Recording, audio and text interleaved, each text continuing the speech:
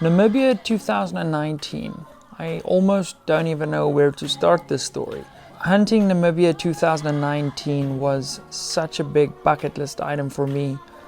I grew up going hunting with my family in Namibia from a very young age. And so as an adult, getting into shooting and then eventually leading into hunting, I've always had this desire to go back to Namibia. More specifically, hunt a wild, free-range kudu, or as we refer to them in Afrikaans, a trek kudu, which basically means there's no high fences. The kudu's on the property because it wants to be there, not because it has been put there. Now, if you've never hunted in Namibia, it's difficult to describe the landscape. Now, Namibia is without a doubt one of the most diverse countries in the world in terms of what terrain it offers. Now, the region we were hunting, the Karasberg, very specifically, it's hard to describe. The only real description I can give you, it's like walking on the moon. It is extremely barren. There's nothing there. Namibia is the second least populated country in the world. So the region we went to, the Karasberg, we were out in literally the middle of nowhere. So for this trip in Namibia, we used a company called Hawa Safaris. Now we linked up with Hawa Safaris because they had an American hunter there, and I sort of helped to do a video for her of her hunt too. If you guys haven't seen that video, I'll make sure to link that one at the end. So with Eon's guidance and Jessica, the other hunter, we were also accompanied by my brother, who helped carry some gear and also helped with some of the amazing video work you guys will see throughout this trip. So our trip started out as any hunting trip really starts out. We zeroed up the first morning, made sure all our rifles was good. Now here's a key mistake I made. I usually only shoot vortex optics and first focal plane optics with turrets that can dial in mil. So I switched out 2 days before the hunt. I switched it out to a Swarovski X5. Now there is nothing wrong with the Swarovski at all. The problem came with me. I was used to how my scopes worked, and under pressure I fumbled a little bit, but we'll get to that down the line. And yeah, so we made sure our rifles were working. I took a little steel plate width. We engaged that plate out to I think about 400 and something meters, and everything seemed pretty good. The next morning we got up bright and early, and it is cold in Namibia. One thing that you have to note about Namibia is how beautiful the night skies are. You literally cannot get around that. There is zero light pollution there. The stars and everything is so beautiful. Right, good morning to a beautiful morning in Namibia. First morning hunting, we've just zeroed the rifle behind me, did a quick bore sight on the X5. Shot it out to 100 meters, put basically 3 cutting each other. I'm happy with that for like a thumb suck hunting load. We shot it out to 413. I just put a little gong up that I drove up.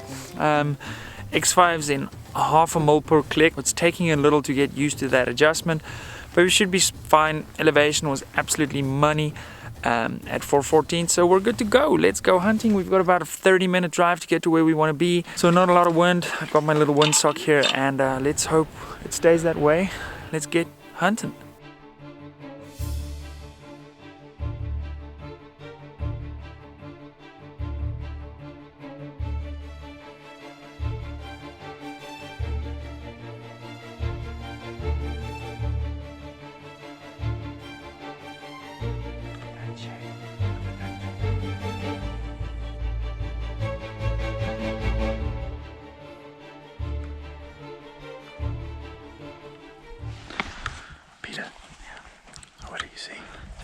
Jess found some kudu cows now.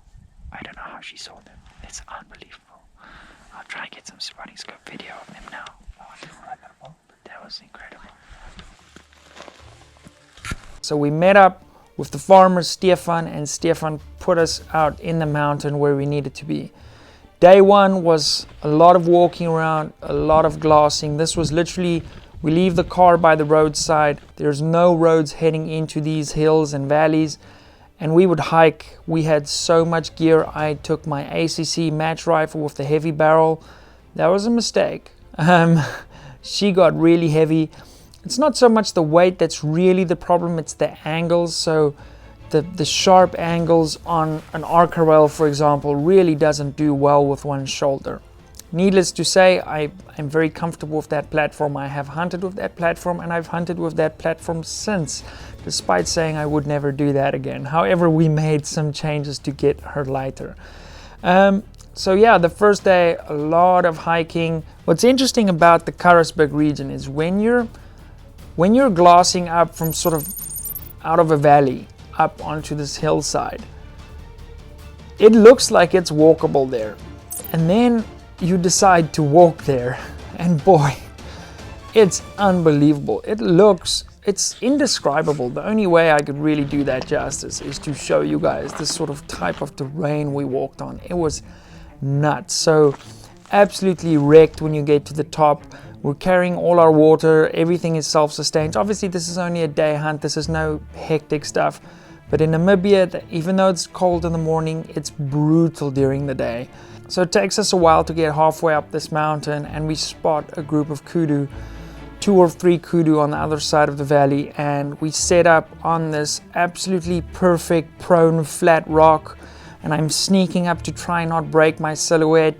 We took some drone video and stuff after the fact, but we were very sneaky to get set up there. Unfortunately, the wind was at our backs, and the kudu caught wind of us as we were busy setting up, and he was absolutely off and away. So that was a missed opportunity, but you never want a hunt to be easy and get something pretty much first morning right off the bat. So we spent a few minutes on the rock, regrouped, got our energy levels up. I think we had a few snacks, and then we began the hike up the rest of the mountain. When we got to the top of the plateau, did a bunch of glassing, and about 3 Springbok just came sort of rolling through. So we hiked from down there, and we're at the top, and we saw some Springbok, but we were unsuccessful. So we're pushing forward, hoping to find them. But we also see some baboons at the front there. Now the problem with that is the baboons bark and they give away your position. So we'll keep pushing to see if we can find something a little bit more forward. And wish us luck.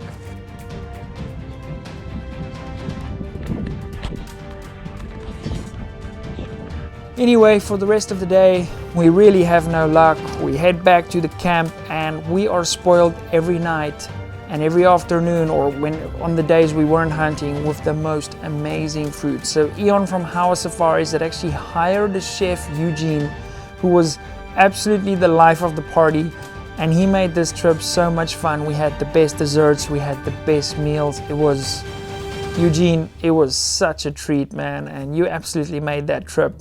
Next morning, same deal, out super early. However, this time we try a different part of the farm, and we start in this sort of valley area. Now, for me, I really wanted to get there way earlier than we got there. We sort of got there, the sun was already up.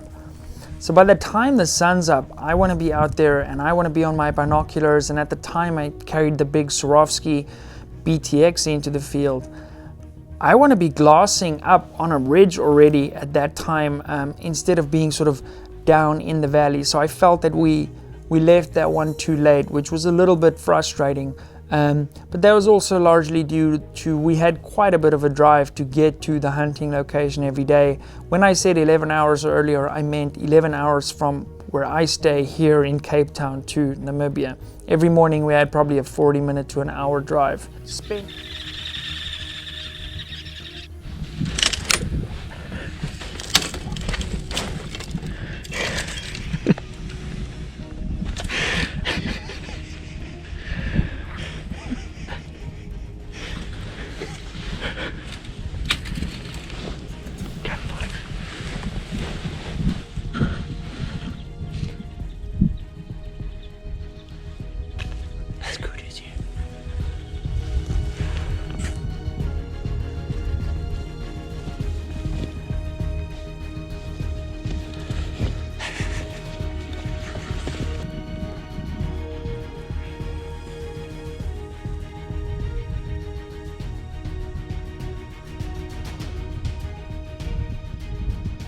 Spent that whole day, eventually saw a kudu that had sort of just run around this little blind ridge, and we decided, like, let's put together a plan, let's make a move on him. Maybe we can sort of get to the ridge because he had to sort of work his way around on the next ridge. Same story pretty much. Got up there, super quiet, amazing scenery. Like the rocks and the cliff faces and the stuff we were hiking on this day was absolutely beautiful. Get to the top. Okay, we're at a nice stalk now. It's always difficult when you stalk around a valley like this, in the hopes that there's something there, but I think we did really well. We're super quiet. There's nothing. Dead. So now we're gonna push down this into that valley over there, and hopefully we'll have some better luck. Hunting in Namibia is tough, especially the way we're doing it. We've been walking now for the whole day essentially. My rifle's back there. And hunting with just a match rifle alone would be really difficult, but to get all the camera stuff and the PDX spotting scope and everything up these mountains every time, I tell you what, that's super hard work. But yeah, what do they say? A bad day hunting is better than a good day at the office. So let's pack up and get ready to make our way down this mountain. I'm not sure where the rest of the crew are, if they just started descending. But I left all my gear here to just walk with the rifle. So I think they may be waiting for me. Thanks for watching. It's been super uneventful. But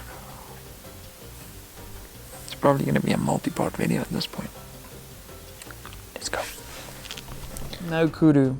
Absolutely just eluded us, which was again a super bummer. Now, if you've never hunted kudu, especially wild kudu, then I don't think you can explain to anybody how difficult it is to see them in their natural terrain. They are not called the grey ghost for nothing. These things, it's like Where is Wally to, I don't know, the 100th level. They are so freaking good at camouflaging and just blending into their surroundings. It's unbelievable. At one point we had the BTX spotting scope up, and Jessica had found some kudu and set up the spotting scope and told me to look through the spotting scope. There's 3 kudu there. So I know there's 3 kudu. All I need to do is look through the spotting scope and I'll see 3 kudu. And I could not see them. And they were 500 odd meters away. It was nuts. And eventually she was like, no, behind the cactus. And then all I picked up was an ear moving, and then all of a sudden I could see them. So yeah, quite incredible to see how they've adapted to that environment. Just trying to get out of the sun. Seems to work for the people in the Middle East.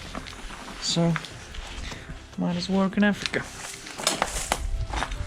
So the rest of that day was kind of spent just glassing around, trying to find something, but we ended up not getting any opportunities in that valley. We sort of got picked up by the farmer at I think about 4 o'clock that afternoon. So on the way out that afternoon, I noticed a few baboons off into the distance. Now you guys know I love baboon hunting, right? That's something we do on this channel. And they do a lot of damage. Now, even though this is the middle of nowhere, these farmers are incredibly pushed for resources. So they are using solar pumps to try and get water out the ground because it hardly rains in this region. And the baboons do damage the equipment. They'll climb on solar panels, break things off. So the farmers are very keen to manage them. It was very difficult to range them due to sort of the angle of the sun and how far they were. But I ended up putting a shot in the air and I could see where the bullet had landed just below him on a rock. Unfortunately, we couldn't get the scope cam and everything all set up. Perhaps next year or later this year when we head out back to Namibia, we can try some more baboon hunting. So pack everything up again, and on the way out we see a giant kudu bull with 3 females just sort of running around, but they definitely seen us. He briefly gave us a shot at about 400 and something meters, but we had no time to set up, nothing. And we were way too many people and people talking on the back of the truck, and I'd gotten off, tried to set up prone, but the vegetation and the stuff was to some extent that there was no shot. And my brother and I tried to pursue him into the mountain. We burned a couple of hours heading after him, but he was gone, man. He was nowhere to be seen. So we called it a day, another evening around the campfire, watching the stars. Still a hard day's worth of hunting, but if you end it off like that, it's absolutely worth it. So the next morning rolled around. It was a little bit change of scenery. Jessica also wanted to shoot a springbok, so we went to a different farmer's property where we did a driven hunt, which is a voorsatjag, which I have explained. So my brother and I got this big, I think it's a koperboom. I wasn't quite sure if memory serves. We're talking a year later where I'm telling these stories to you guys. And that's really the reason why this video only came out now. We had a lot of footage. I have a lot of footage of this hunt, but there's not a real story. We didn't do the story element, so that's why I'm doing it in this format, because for the last couple of months I've been thinking, like, how are you going to put this together? Because, like, if you have a lot of clips, I could make a cool video for you guys, but you guys know I like telling stories and I like sharing the visuals with you, so I thought that this may be the best format to do that. Anyway, my boot and I, we assembled this cool sort of log setup. We both get set up, we've got multiple cameras rolling. So we're hoping today we can get the shot on camera, but it's not always the most practical thing, especially in a hunting environment like this. We've built ourselves this little shelter this morning. The wind's maybe not great, so we're sort of hoping to get lucky. We have seen some stuff moving, just not what we're looking for. So stick around, it should be fun.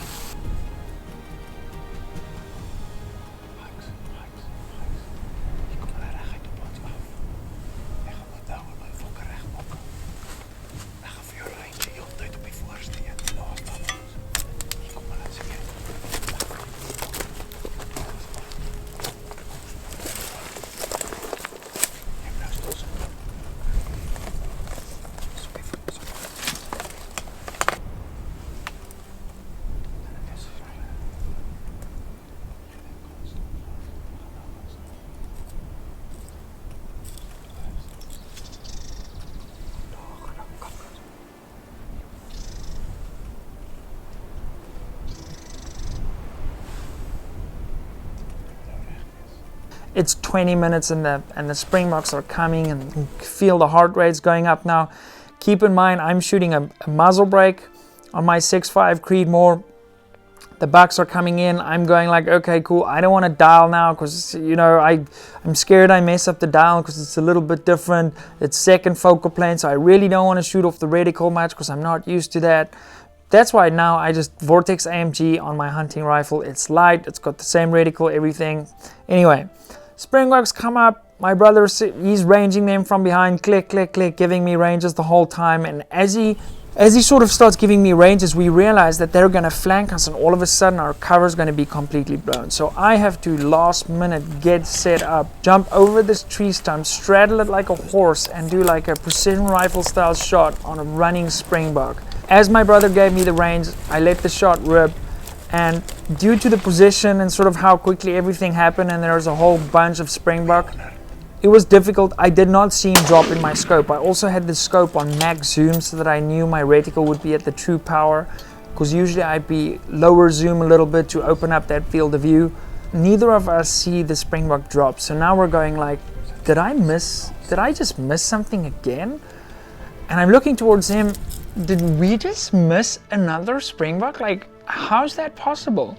And he says, no, you definitely missed it. Let's like find another one. And they've gone circled around this way. So we spin around, set up again, and as I'm about to pull the trigger, I go, nope, let me just double check this. And I take a breath and I go like, okay, this is how far he was, this is how fast he was sort of running, guesstimate, this is how much I led him. It should be a banger. And true as Bob, the farmer happens to come around, does a lap, and he says, this is a nice shot. He saw it from the bucky. And I was like, oh, cool. Where's the buck? And he'd fallen just behind a bush, so we couldn't really see where he was at. Went over there, of course, packed up because we were done for the day, and we were going to help some other hunters. And went over there, beautiful little ram, and that was super cool. That was my first springbok I'd shot as an adult. I'd shot a springbok with my dad's 30-06 when I was probably 7-8 years old, and it was not a good memory. Let me just leave it at that. So yeah, for the rest of the day, we helped the other hunters. Jessica managed to shoot her big kudu bull on that day too, which was cool, and I was super happy for her. But that sort of left me without my kudu bull, which is why I came to Namibia. So the next day we were up super early, and we were trying a different part of the property again, a completely different farm actually. Right early in the morning we get onto a big, I'm talking Roland Ward size kudu bull, and he's sort of in this little draw. It's almost like a little oasis type thing, but I'm talking it's not big. It's like 100 meters long by about 5-6 meters wide with tallish bushes and shrubs. And we saw him run in there, and we know he's there, but we can't find him. So we have this little sort of edgy rocky outcrop. We get off the truck, we run around this way. Well, not run, but like sort of leopard crawl run, staying low. And then we get into this little draw where he's at. And instead of working up the draw and blowing him out, we decide to go over the draw and sort of head up this other ridge to try and get elevation, to try and get a different angle on him. And my brother and I probably glass that piece of land for, I don't know, it felt like an eternity. And we see nothing. And I'm talking, this thing was a monster.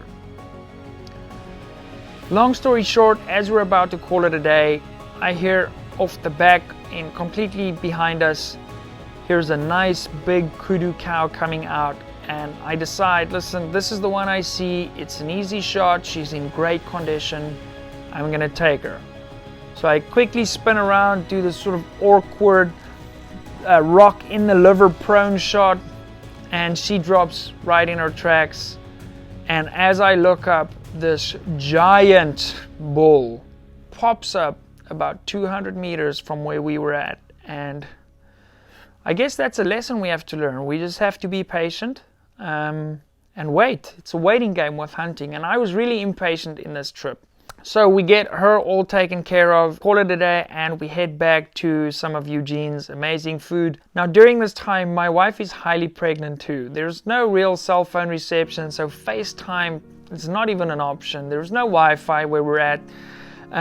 We get the odd phone call in every night, and next day, last day of the hunt, head out super early again.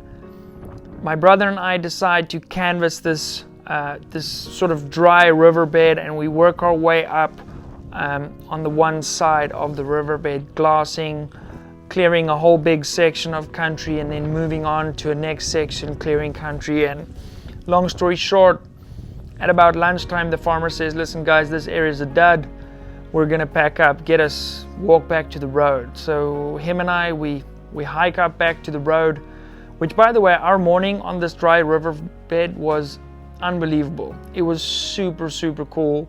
We saw the most amazing things. We got some really cool footage, and we got to hang out, which I think was the best part of this whole trip for us. As we get back to the truck and we start loading all our stuff in, now bear in mind this is camera stuff, this is rifle stuff, this is spotting scopes, it's a massive operation, right?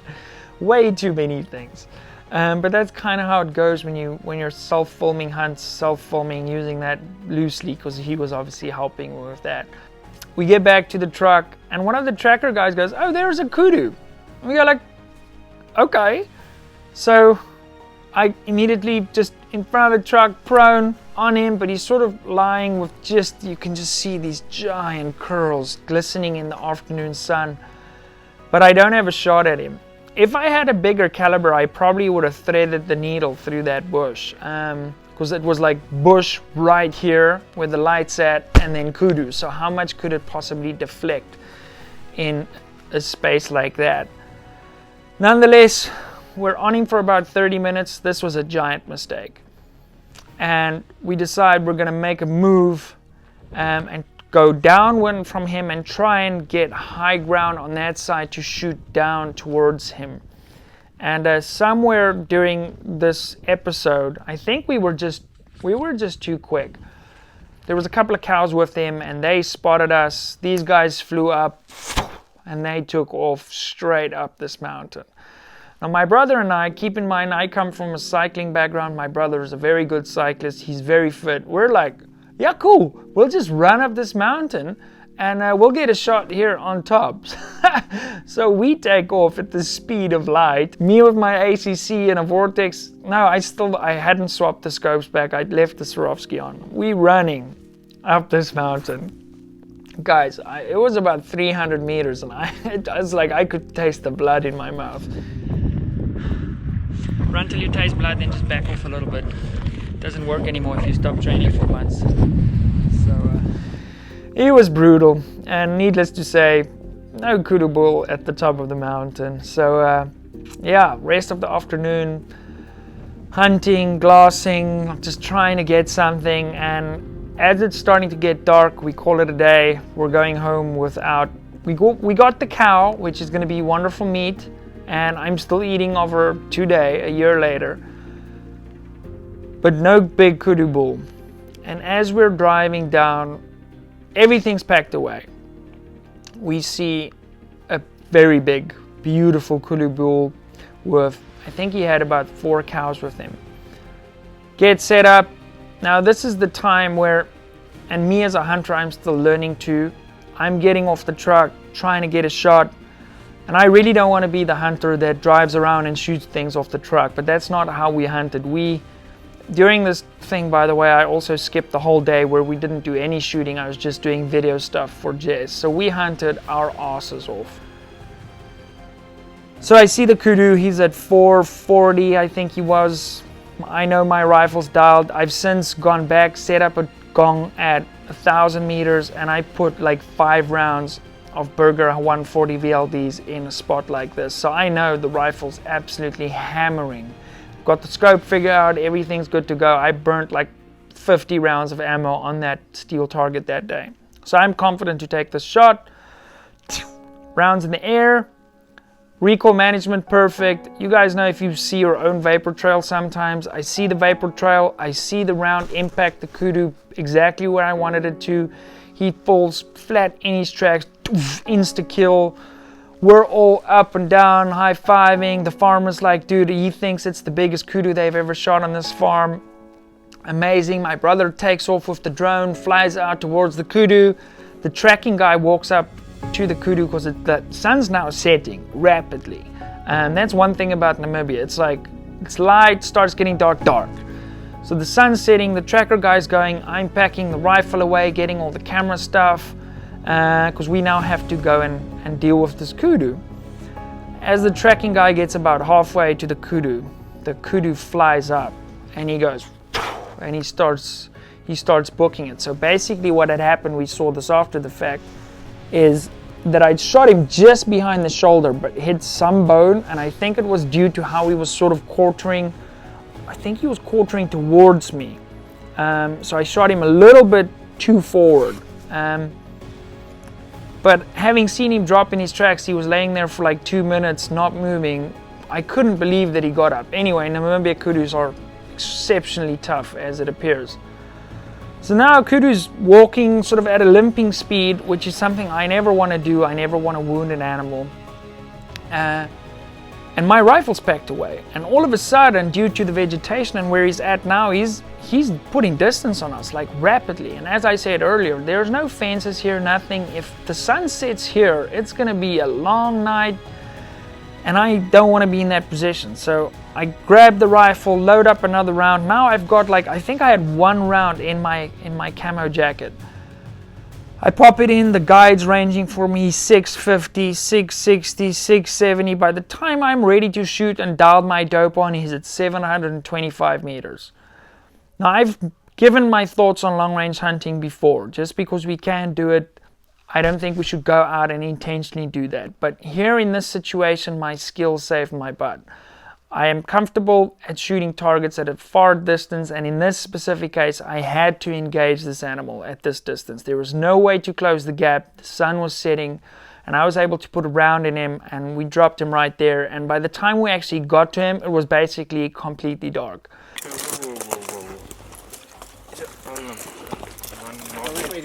So, after a long day of walk and stalk, we got one.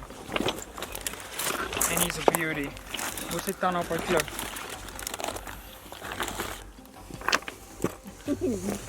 Ja. Is te peel om te sluk. Is dit? Gou hom 'n bietjie. Is dit 'n peel? Te peel om te sluk.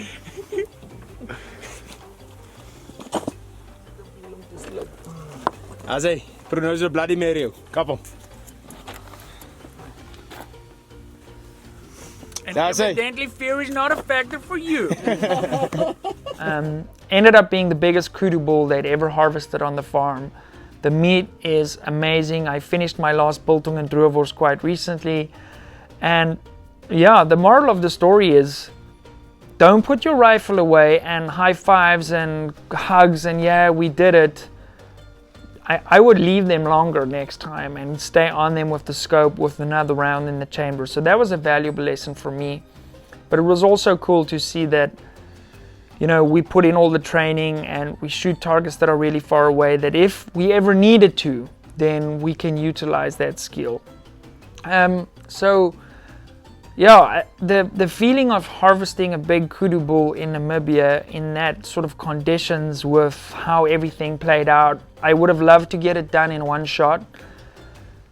That was also where I realized the 6.5 Creedmoor, even though it's an exceptionally capable round for doing a lot of things, with a bigger caliber, and that's why I went 7mm now, it does buy you that little bit more margin for error.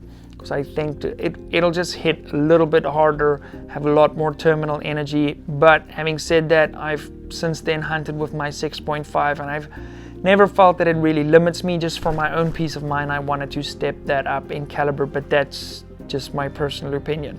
We prepped all our meat that same night.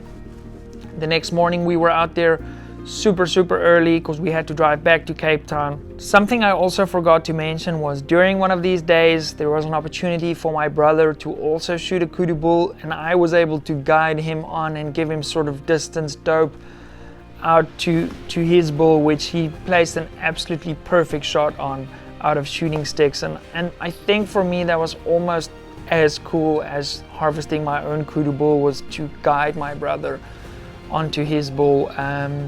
Yeah, that was really cool, and I can see why the guys, the professional hunter guys, get so much reward from doing that.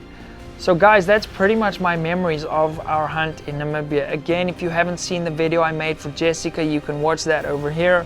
If you want to see my other hunt in the Eastern Cape, you can check down here. If you're interested in booking with House Safaris, all their details are going to be down here. As always, please remember to subscribe, and I will see you guys in the next video.